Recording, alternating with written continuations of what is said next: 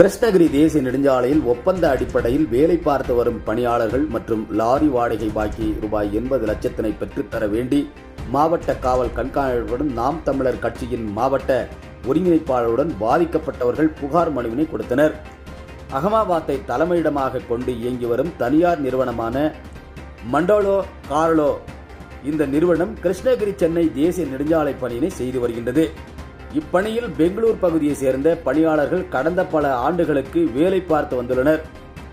முதலில் முறையாக ஊதியம் கொடுத்த அந்த நிறுவனம் காலப்போக்கில் கடந்த ஒரு ஆண்டுகளுக்கு மேலாக லாரிகளுக்கான வாடகை மற்றும் பணியாளர்களுக்கான ஊதியமான ரூபாய் 80 லட்சத்தை இதுவரை வழங்காமல் உள்ளனர்.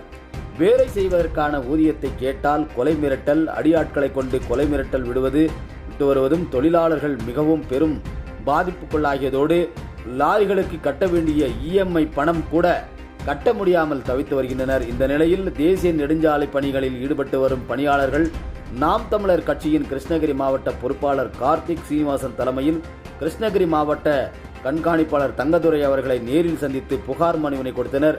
அப்போது கிருஷ்ணகிரி சென்னை தேசிய நெடுஞ்சாலை பேரண்டப்பள்ளியில் கனர லாரிகளுடன் பணிபுரிந்து வந்தவர்களுக்கு வழங்க வேண்டிய ரூபாய் 80 லட்சத்தினை வழங்காமல் கொலை மிரட்டல் விட்டு வருவதும், நபர்கள் மீது நடவடிக்கை எடுத்து வாழ்வாதாரமின்றி தவித்திருக்கும் தொழிலாளர்களுக்கு வழங்க வேண்டிய ஊதியமானது ரூபாய் 80 லட்சத்தினை பெற்றுத்தருமாறு கோரிக்கை விடுத்தனர் என்பது குறிப்பிடத்தக்கது. ஹைவே ப்ராஜெக்டில் மாண்டோ கார்லோன்ற ஒரு கம்பெனி ஒசூரில் நடக்கக்கூடிய ஒரு ப்ராஜெக்ட், அதாவது பேரண்டப்பள்ளி ஹைவேல நடக்கக்கூடிய ஒரு ப்ராஜெக்டில் வந்து சப்கான்ட்ராக்டாக வந்து நம்ம பிடிபி அண்ட் கோனு கர்நாடகாவை சேர்ந்த ஒரு கம்பெனிக்கு கான்ட்ராக்ட் தராங்க.